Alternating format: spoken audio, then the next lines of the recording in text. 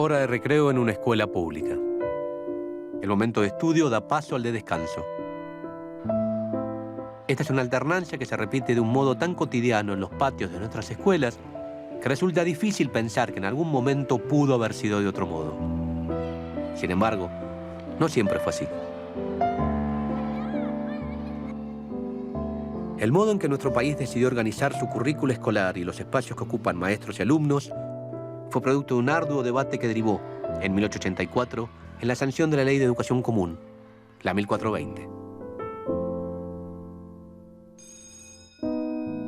Esta ley, sancionada hace 130 años, ya no rige nuestro sistema escolar, pero la impronta que imprimió la educación de nuestro pueblo hoy sigue más vigente que nunca.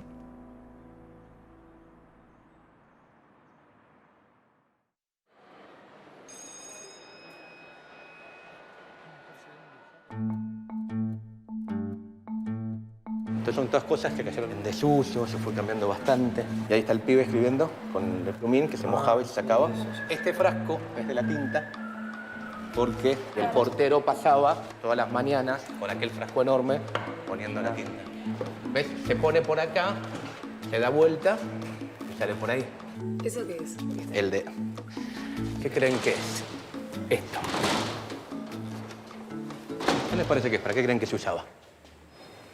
Para mí, para llevar una cuenta de cosas. Claro, como una tablita de contabilidad puede ser. ¿Ah? A mí me está dando un poquito de miedo. Y haces bien, porque en realidad esto no tiene que ver con geometría. Esto era para castigos corporales, era para pegar a los chicos. Ven que tiene agujeritos, es para que haga vacío y doliera un poquito más.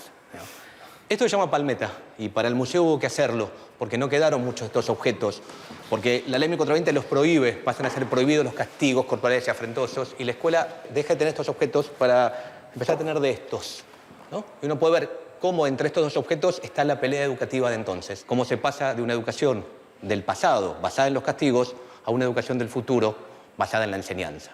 Piensen que la escuela primaria, después de la ley 1420, no solo va a enseñar a leer, escribir y contar, sino también nociones de geometría, de ciencias, de educación física. Esto se venía debatiendo hacía bastante tiempo, ¿no? Ya desde la época de la independencia aparecía la idea de cómo tiene que ser la educación de la nueva nación. Pero yo me quiero detener hoy en una fecha donde empezó un debate muy fuerte que terminó resolviendo la cuestión del lado de geometría y sacando los castigos corporales. Esa fecha, la que quiero hablar ahora, fue el 11 de abril de 1882. Ese día, bajo la presidencia de Roca, se convocó al primer congreso pedagógico organizado en nuestro país.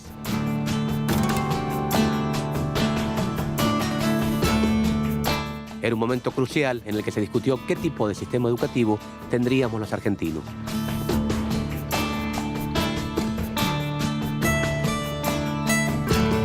Su función fue sentar las bases para la sanción de una futura ley de educación.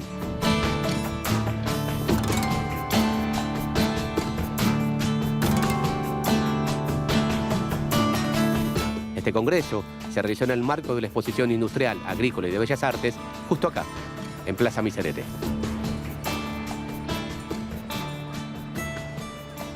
Esta es la única reproducción de dónde funcionó el Congreso Pedagógico del 82. Esto que se ve en esta zona sería esa. Perdón.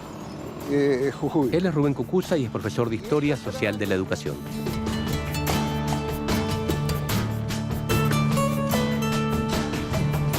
Además, dirigió el Museo de las Escuelas de la Universidad Nacional de Luján. Ahí pueden verse elementos que grafican cómo cambió la educación en nuestro país con la aplicación de la ley. ¿Y por qué se hizo un congreso pedagógico en el 82? Roca tenía que hacerse cargo de las escuelas primarias porque en 1880 se capitaliza la ciudad de Buenos Aires. La provincia de Buenos Aires transfiere a la nación el territorio, pero junto con ello todo lo que había arriba de ese territorio. Las escuelas y hasta Sarmiento, que era superintendente general de escuelas de la provincia de Buenos Aires. Muy bien se llevaban Sarmiento y Roca. No, eran políticamente adversarios. Para administrar esas escuelas y además para controlarlo a Sarmiento, Roca crea el Consejo Nacional de Educación y lo rodea a Sarmiento con una cantidad de vocales católicos. Sarmiento protesta contra la creación del Consejo Nacional de Educación, que tenía como objetivo dictar una ley de educación y convocar a un congreso. Lo denuncia Sarmiento como una maniobra de Roca y especialmente de su ministro, de colocar a alguien que lo tirara de arriba y de abajo a Sarmiento para impedir que pusiera sobre el tapete su propio proyecto de ley de educación. El Congreso Pedagógico, convocado por el ministro Manuel de Pizarro, estuvo conformado por 125 educadores, entre representantes de las provincias y municipios, y también contó con representantes de Uruguay, Bolivia, Paraguay, Brasil y Estados Unidos, entre otros países. Aunque Sarmiento fue nombrado presidente honorario del Congreso, no concurrió. De hecho, sostuvo una mirada crítica en editoriales publicadas en el diario El Nacional. Entre otras cosas, Sarmiento cuestionaba la gran cantidad de participantes, sobre todo de maestras de grado. Altísimas cuestiones de Estado y de ciencia serán resueltos por una mayoría de señoras apenas preparadas para la enseñanza de las materias de la escuela primaria. Estas críticas contribuyeron a crear un clima de hostilidad en el Congreso.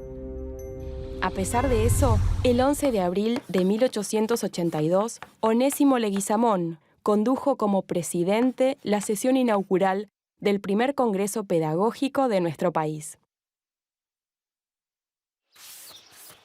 Si bien la réplica del aula que tiene el museo remite sobre todo a la época colonial, es interesante verla porque su modelo de enseñanza todavía seguía vigente en muchos lugares del país al momento de sancionarse la Ley 1420. Acá no hay aula frontal, no hay pizarrón, no hay mobiliario, no hay hileras de pupitres típicos de las aulas de las escuelas normales de fines del siglo XIX, de las escuelas de la Ley 1420, porque la educación escolarizada se realizaba en forma particular. Un preceptor concurría a la casa de su alumno, salvo en aquellos lugares donde el aprendizaje de las primeras letras se realizaba en un convento o, en este caso, en un espacio cedido por el cabildo. En la medida en que esto era colectivo, si bien no había un mobiliario especial como el que hemos mencionado, algunos muebles encontramos. ¿Sí? ¿Esto qué es? Estas son cajas de arena para escribir, porque el papel era muy escaso y muy caro. Entonces era mucho más barato hacerlo acá. La disciplina, que no era lo que se utiliza en nuestros días como un determinado orden en el espacio del aula. La disciplina era un látigo con varias colas que estaba colgada con un clavo, al punto que la amenaza previa al castigo era: os voy a descolgar las disciplinas. Es decir, descolgar las disciplinas significaba amenazar con que voy a azotaros. O sea que importaba mucho más el castigo que las cosas que les enseñaban. El castigo era muy importante. Lo que pasa es que las cosas que se enseñaban eran muy rudimentarias. Era leer, escribir, contar, cálculo y catecismo. No podemos hablar ni siquiera de escuela, enseñanza de las primeras letras. Recién a fines del siglo XIX, ya en el periodo de la Ley 1420, comienzan a aparecer las lecciones de cosas con objetos y las distintas asignaturas.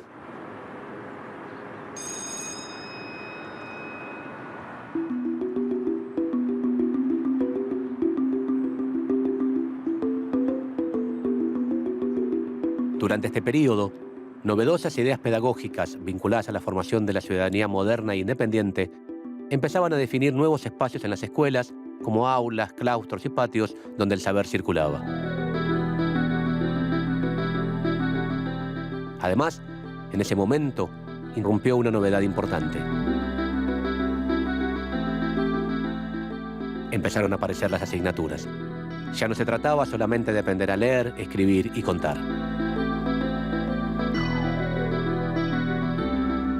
Estos cambios no se dieron de un modo uniforme en todo el territorio. El Congreso Pedagógico de 1882 fue el lugar en donde se intentó acordar un sistema educativo común que plasmase el ideal de Sarmiento de hacer del país una escuela.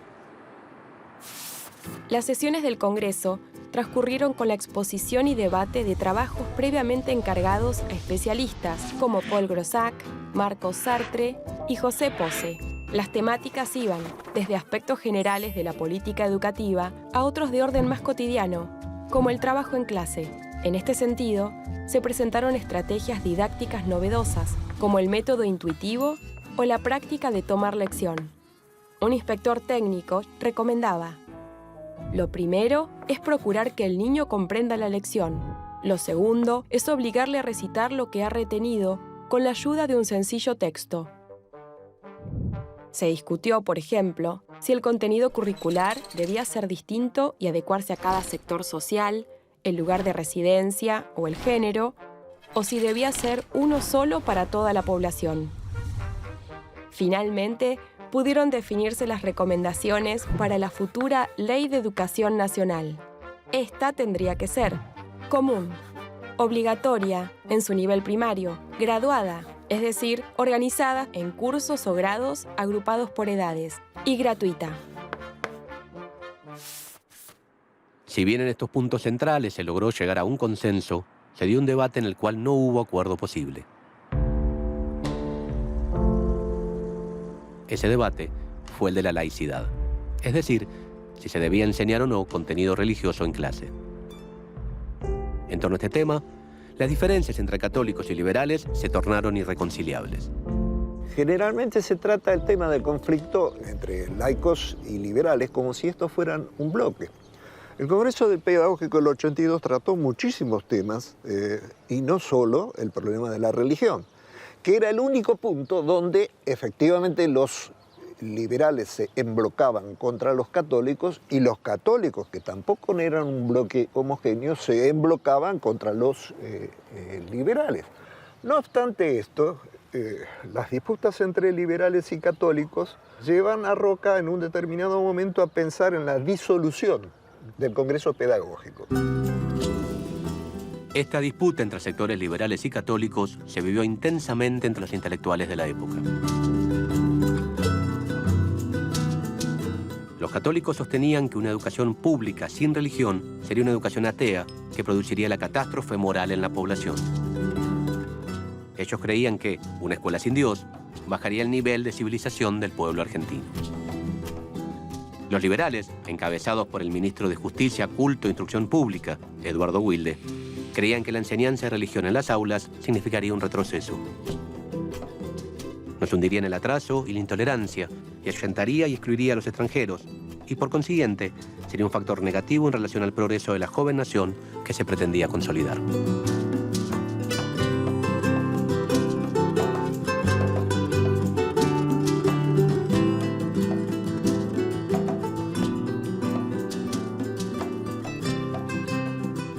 Carlos Torrandel es licenciado en Ciencias de la Educación y profesor en la Universidad Católica Argentina. ¿Cuál fue la participación de los católicos en el Congreso Pedagógico del 82 y después en el debate en la ley? Bueno, el catolicismo apoya el proyecto de Roca a la presidencia y se incorpora de alguna manera en el gobierno a través de distintos laicos más comprometidos con la Iglesia que participaron en los primeros años del gobierno de Roca. En ese contexto hay un momento en el cual Roca toma la decisión de, en algunos temas, enfrentarse con las posiciones católicas, y uno de esos temas es precisamente el de la educación. ¿Y el motivo por el cual los católicos se retiran del Congreso Pedagógico del 82? El catolicismo se opone básicamente porque hasta ese momento no había sido claramente un tema de debate. Esto, para mí, y creo que puede probarse, es una operación ideológica de una élite determinada sobre el tema. No había una necesidad de debate sobre ese tema, a nuestro modo de ver, porque claramente había una optatividad en la elección de los padres sobre si querían que sus hijos fueran a la educación religiosa o no.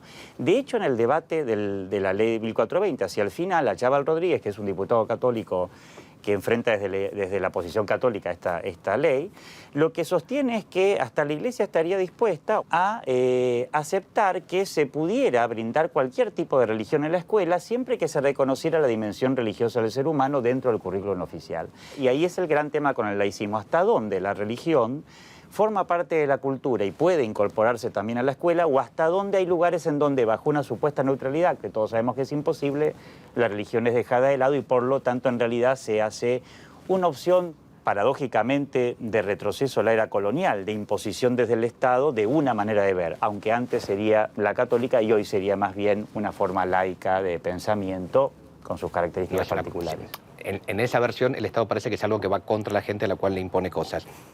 Yo tendría a ver el Estado también como el lugar, el garante de cierto bienestar general. No es algo que le impone, no es una máquina impositiva. Indudable. Digamos, el Estado está constituido por una voluntad popular que determina que el Estado sea así y no de otra forma, digamos. Claro, pero No es claramente una en esa política llevada adelante por Roca en los 80 no es que estaba representando los intereses populares. No vas a decir que el Estado de los 80 era el Estado democrático. No estoy diciendo eso, estoy claro, era un Estado en manos de la oligarquía. Bueno. De todas maneras, digo, además... O sea, si estaba en manos de la oligarquía para... yo lo que ahí veo en la discusión historiográfica es, si estaba en manos de la oligarquía para todos los demás temas, ¿por qué para este tema...? Por el mismo motivo que no se puede hablar del catolicismo, como bien dijiste vos, como un bloque, tampoco se puede hablar del Estado como un bloque. No, sin duda. Digamos, o sea, también digamos, es lo mismo. O sea, si yo estoy de acuerdo con vos, del catolicismo no se puede hablar como un bloque. Sí. Tampoco del Estado. Así estuvimos un rato más con Carlos, cuando de pronto me di cuenta de que estábamos replicando uno de los ejes centrales de la discusión que se dio en el Congreso 130 años antes.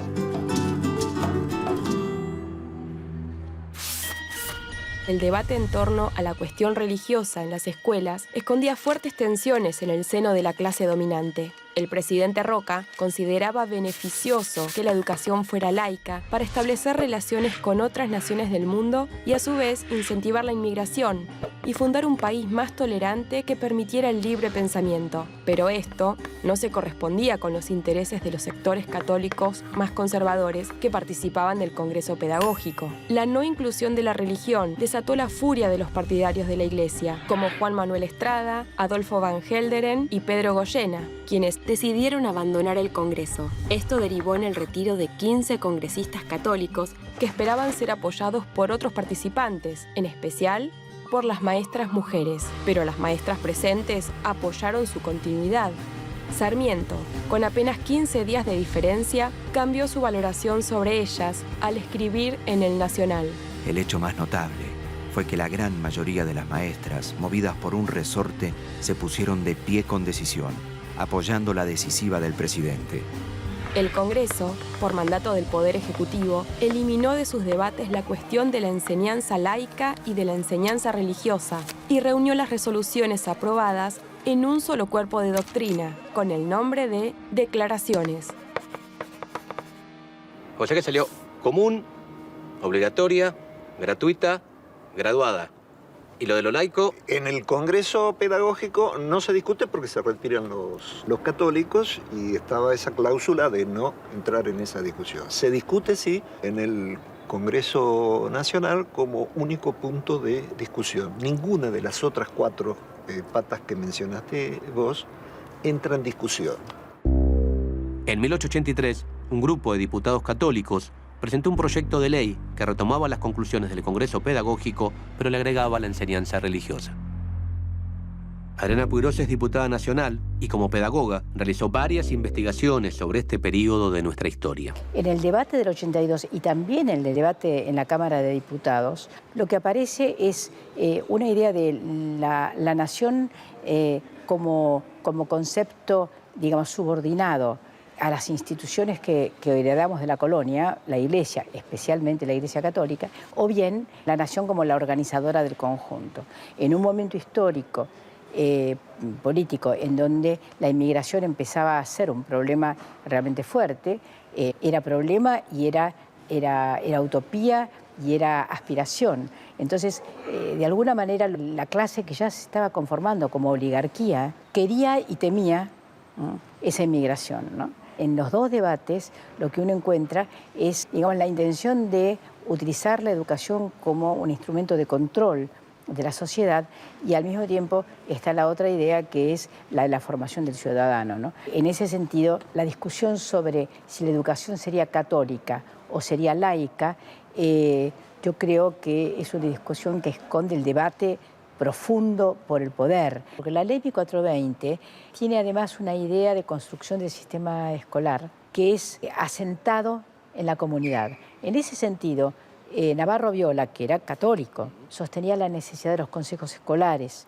La idea de consejo escolar era una idea muy democrática y representativa, ¿no? La idea de que la educación pública tenía que tener una base de representatividad.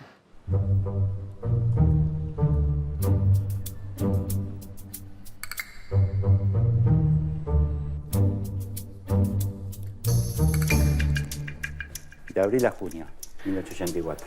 Buenísimo. Tengo una pregunta más. ¿La ley 1420 estará acá? No, acá no la tenemos. Ok, muchas gracias.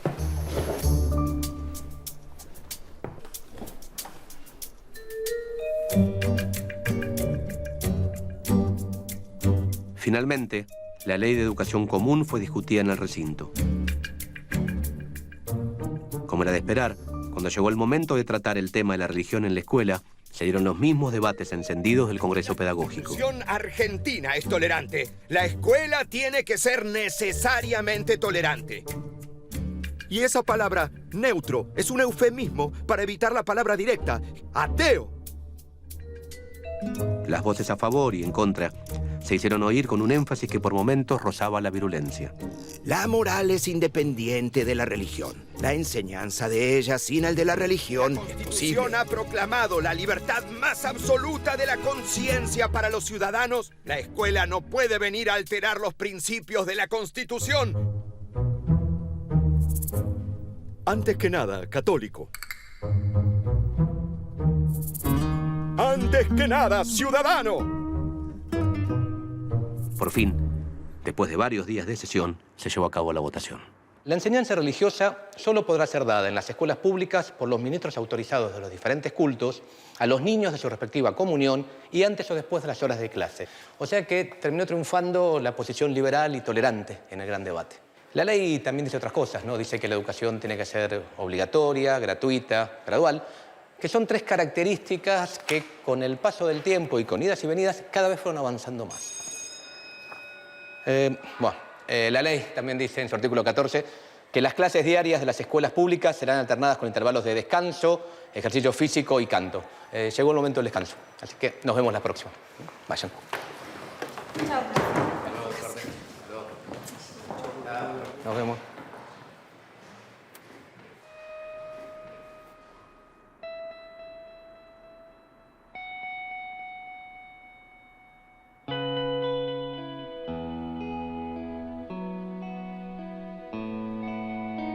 Sancionada el 8 de julio de 1884, la Ley 1420 modificó para siempre nuestras escuelas.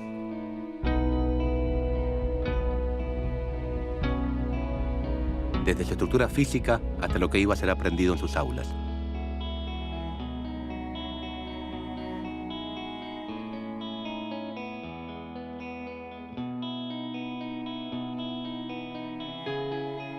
La influencia que ejerció sobre la educación argentina va más allá de las geografías y de las circunstancias políticas. Esto es tan cierto que, aún hoy, sus conceptos rectores siguen vigentes.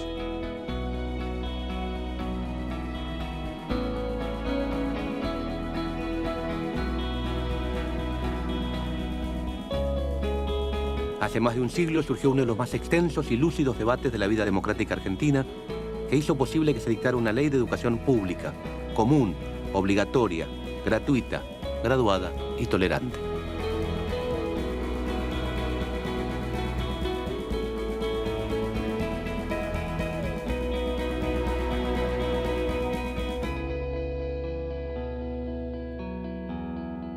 Como instrumento normativo, fue una ley que garantizó derechos básicos para la población y que contribuyó, como pocas, a la construcción de un sentido de pertenencia y de identidad nacional.